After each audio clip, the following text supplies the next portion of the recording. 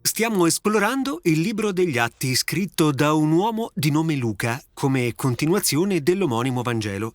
Gli Atti cominciano con l'episodio in cui Gesù invia i suoi seguaci ad annunciare la buona notizia del suo regno. Avrebbero cominciato proprio da Gerusalemme per poi raggiungere le altre regioni vicine e da lì fino all'estremità della terra. Ora a Gerusalemme il loro messaggio fu accolto da molti e respinto da molti altri, in particolare dai leader del Tempio, i quali sono scandalizzati dalla dichiarazione che la storia di Israele si fosse adempiuta nella vita, morte e risurrezione di Gesù. Uno di quei leader, un uomo di nome Saulo di Tarso, aveva lavorato senza sosta per bloccare il movimento nascente, o almeno così aveva fatto fin quando non aveva incontrato Gesù risorto in persona. Quell'incontro aveva trasformato Saulo da nemico di Gesù a messaggero del suo regno. Usando il suo nome romano, Paolo viaggiò per anni in lungo e largo l'impero romano, fondando comunità di Gesù in ogni dove. Uno dei maggiori desideri di Paolo era che tutte quelle comunità diverse si vedessero come un popolo unificato, a prescindere dalle loro differenze.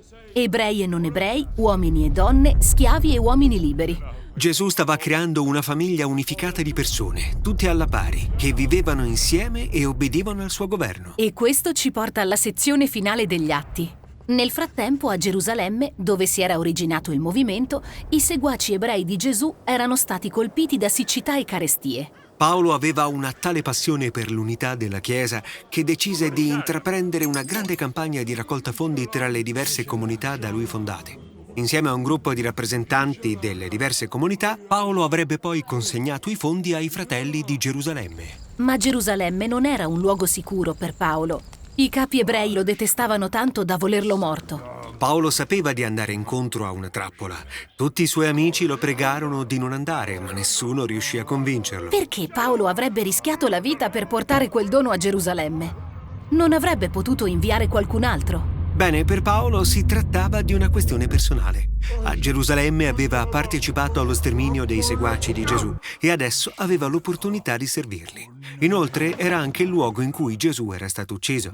E così per Paolo sarebbe stato un onore soffrire proprio in quel luogo, già teatro della sofferenza del suo re. Paolo si reca a Gerusalemme e, come ci si può aspettare, viene scovato dai suoi nemici. Una folla cerca di ucciderlo, ma dei soldati romani lo salvano e lo prendono in custodia. I capi ebraici accusano Paolo di aver fomentato una rivolta contro Roma, ma non possono dimostrarlo. E i romani non sanno cosa fare del prigioniero. Capiscono bene che Paolo non è un criminale, eppure la sua dichiarazione che un uomo ebreo crocifisso sia il re risorto del mondo decisamente continua a metterlo nei guai. E così Paolo viene inviato da un tribunale all'altro, finché non chiede che il suo caso venga presentato dinanzi alla corte di Cesare, a Roma.